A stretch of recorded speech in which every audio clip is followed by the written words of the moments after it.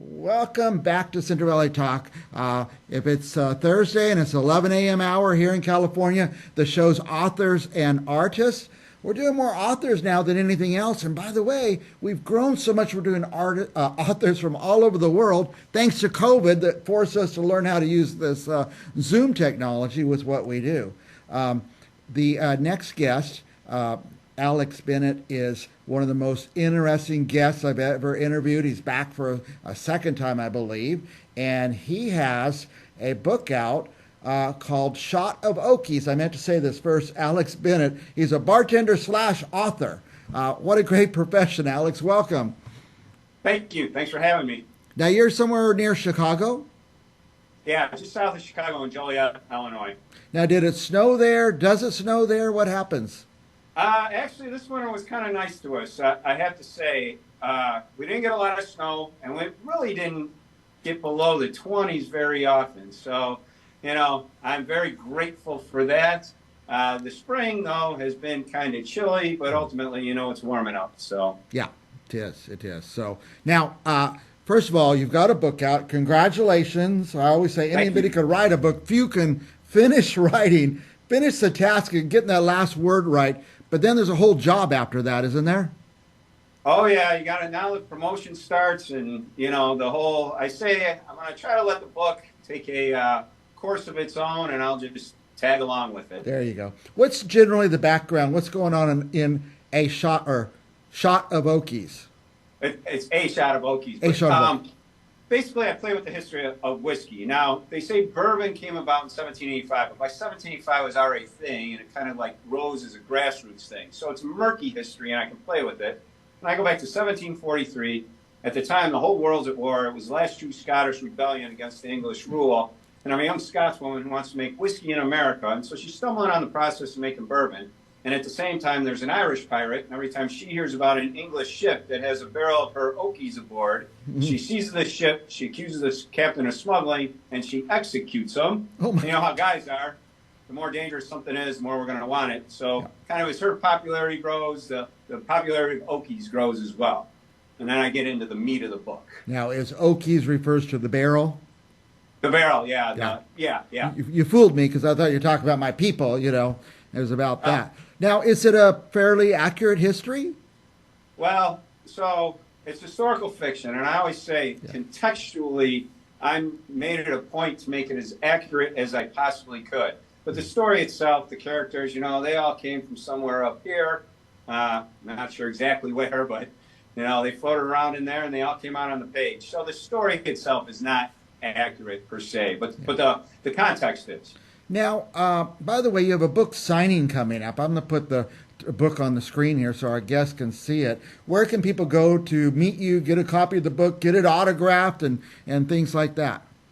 So I'm having a book signing coming up in April 27th. It's a Thursday, and Maury's Table in Joliet. It's a pizza and beer sort of place. It's a fun place to come to. I used to work there. I have a lot of regulars that still come in there. Should be a great time. So if anybody's out there from Maury's from back in the day, I hope to see you then.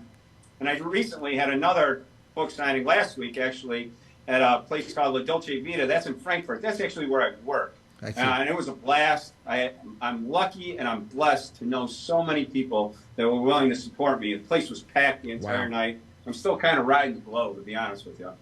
Now, let me ask you this. If you're comfortable disclosing, if I'm in that area and I want to go to the bar where you're the bartender, where is that? So it's in Frankfurt, Illinois. It's about an hour and 45 minutes south of Chicago, depending on traffic. And I work Sundays, Wednesdays, and Saturdays. And, I hope if you're in Chicago, you come in. I'll make you, if you like old fashions, I'll make you an old fashioned. If you like martinis, I'm happy to make you a martini.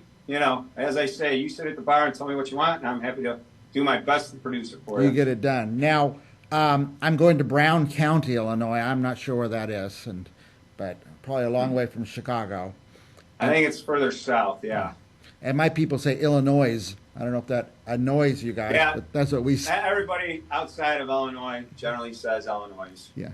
Now, so the book, there's the signing coming up. People can find you on Facebook and Instagram at Literary Booze. Literary Booze, that's Yeah. correct. That's my Facebook page. Every month I kind of highlight an author and do quotes and facts about their lives and stuff like that. This month is Tom Clancy, so if you're a fan of Tom Clancy, follow along. You'll learn some interesting things about him. And then I do use it as a platform to help kind of promote the book. I've been posting dramatic readings and just kind of stories, some interesting, cool things that I've learned along the way. I'm going to put a post up about the cover here soon. It's a little longer. It's about 10 minutes, but it kind of gives you the story behind my cover. Great. Well, I'm going to go to that Facebook page. I read every Clancy book, but you probably have other authors that I'm interested in also on your Facebook page. All right. I appreciate that. Thank you. So this book, A Shot of Oakies, where can people get it? So right now you can get it on Amazon, Barnes & Noble, and then the Exhibitorist website. That's my publisher. I did self-publish it. And, if you are in the Chicagoland area and you want to come see me at work, I'm happy to sell it across the bar too. I've done that quite a bit. Sell it right across the bar. That's where I want to get it. I want to get it at the bar, and I want you to autograph it. And what I do is I love to take a picture of me and the author, and I paste it inside the book. Because I would love to do that for you. Anybody could scribble an autograph and fake it, But man, you got a picture with that guy. Absolutely. Now, so you wrote the book, but it sounds like you're writing all the time for Facebook content or whatever. Oh yeah. Well, to be honest with you, the book's actually a trilogy. So I have 2 more to go, and they are all written, and they've been rewritten to the point that I have the structure down, the characters are all in there, timelines are down. It's just a matter of editing them now. So that is definitely keeping me busy. But yeah, with the Facebook, I always say, bartenders, we're kind of attention freaks, and, I'm happy to do videos every now and then. I'm pretty much kind of try to get a laugh for everybody, entertain everybody, and teach everybody too, because I do try to teach about the history of whiskey and the history of bourbon, how it kind of came about, like the concept of proof. Are you familiar with the concept of proof? I am, but tell our viewers. Okay, so basically, proof came about 50 to 100 or 500 to 1,000 years ago, when at the time you didn't go to a liquor store to buy a bottle of whiskey. You went to a farmer's market where there'd be a farmer selling out of a barrel on the back of his cart. And so your question would be, how do I know this is really whiskey? And he'd say, I can prove it. And the way they do it is if it's 50% alcohol or more, you can soak a pellet of gunpowder in there, and then you can light that gunpowder on fire still. And so that's what they do. They soak the gunpowder, they light it on fire, and they go, there's your proof. It's 100% whiskey. And that's kind of how that terminology came about. And so when I stumbled across that, I had to incorporate it in my book, but I also kind of put up a video about it and stuff like that as well. Thanks. Well, that kind of wit and wisdom we can hear at your bar and also on your Facebook page?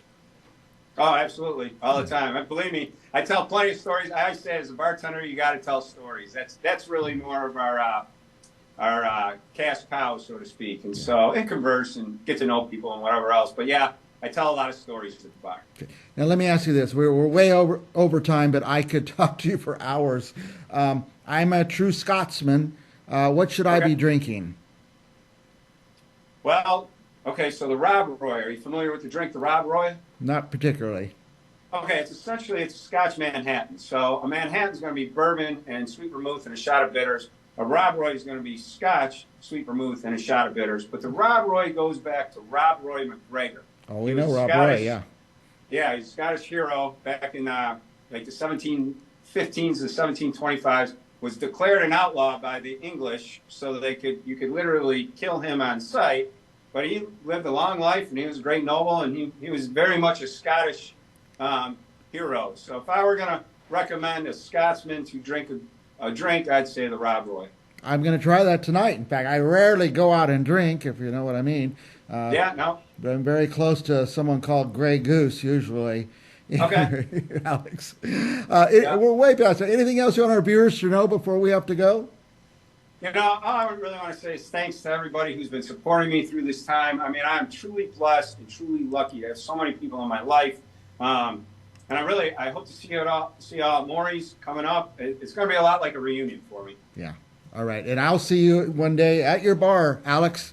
And all right. Sounds great. I'm going to order now. Start making my Rob Roy.